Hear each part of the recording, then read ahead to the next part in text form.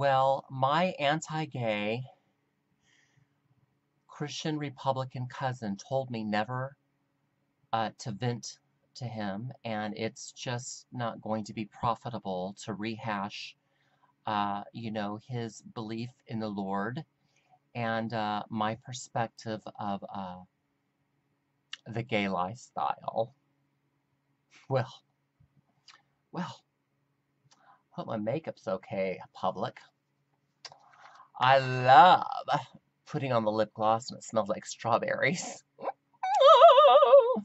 Anyways, I wrote him a little letter last night, and I don't know if I should send it to him, pardon me, via postal mail delivery, or if I should put it in an email form. But nonetheless, I'm very eager to read it to you, public. To a blah blah cousin. Let me fix my little head dress. You tear me down, and there is a thing to be said, quote, that you can only bring out the best in a person if you do not attack them with criticism about what you think is their sin, unquote.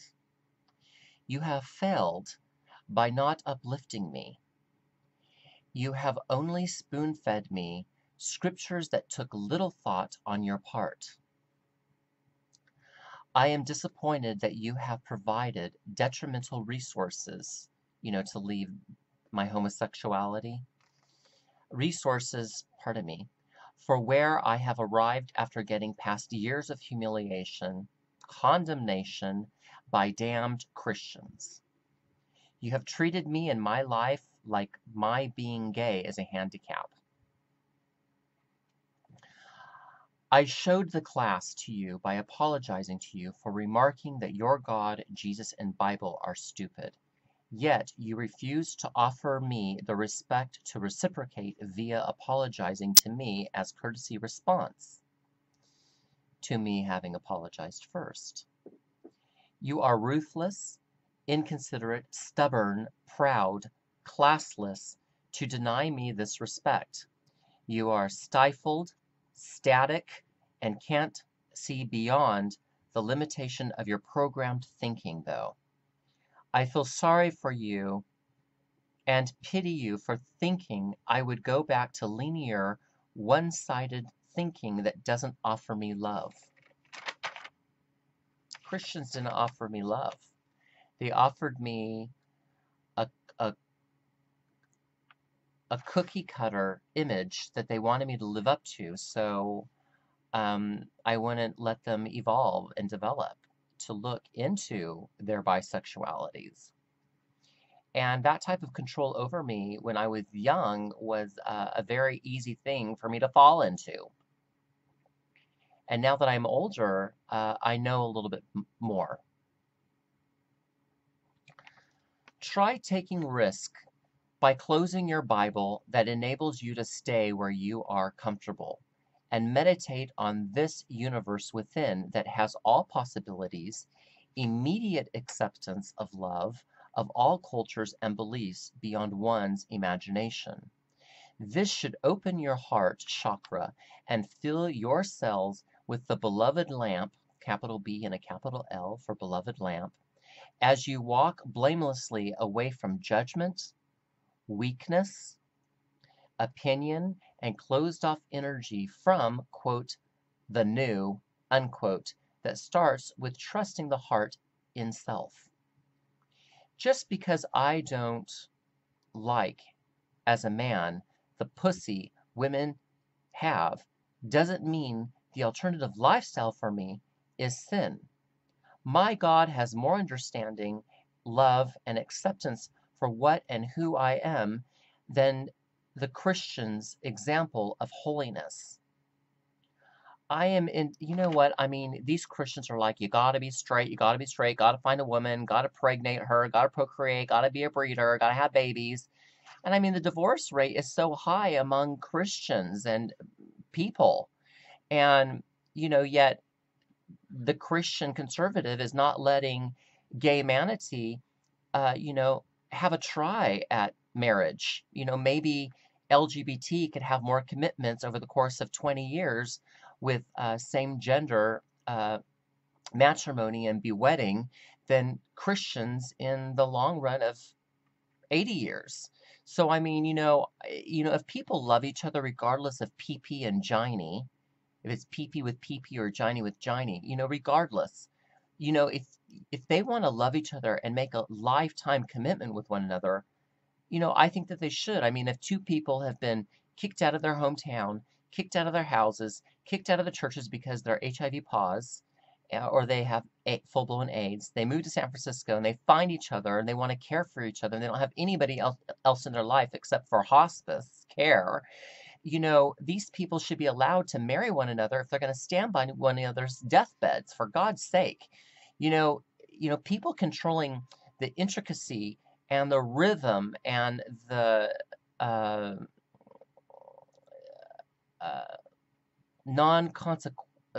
the consequential facets of life, because people meet for a purpose. Nothing is without purpose. There's a reason for everything.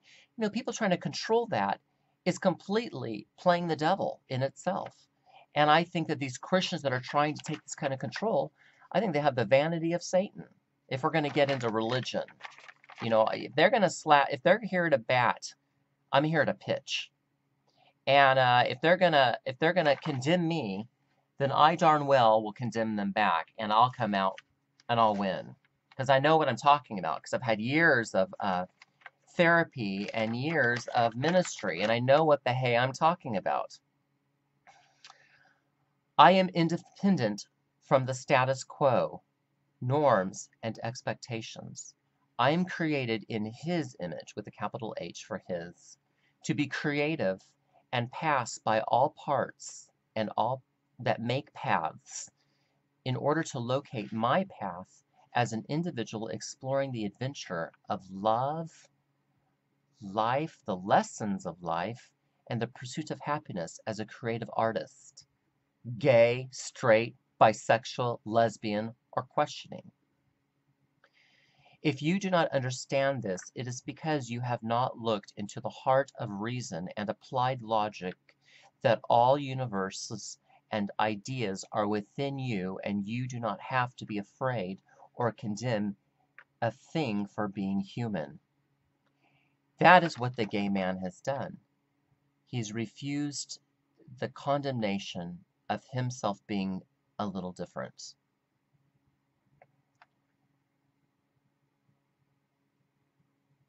Okay. To know God is to know thyself, and this should never be used to say one has no salvation, when the world of knowing self reaps peace, love, grace, and joy. If somebody is willing to take courage and grace to look within themselves and to know themselves, and to stand there in their shadow, in their light, in their goodness, in their badness, and still have unconditional love for themselves, it is wrong for somebody to come along their side and say, you're lost, because that person has made peace with their God and their heart and their life decisions, and have accepted their humanistic approach to their civilization and culture. This is the rising of the phoenix, being born again and explaining salvation in your own words, and not relying on a Bible to say what your salvation is in its words, but to stand there naked at the abyss, like Friedrich Nietzsche states, stand at the abyss, cast all prior knowledge, and reinvent the self. Going beyond the imagination, going beyond the Bible, going beyond even our definition of love, and redefining ourselves as thinkers, and saying we have not been thinking as deeply as one could on these issues. And when one reaches that high level and peak of the heart chakra opening up, they realize there's no judgment. It's all love. The answer is within, and nobody has the ability to negate what one says is their truth with a capital T. You know, in 10 years, you will look back at this time and be shameful that you treated gay people like niggers.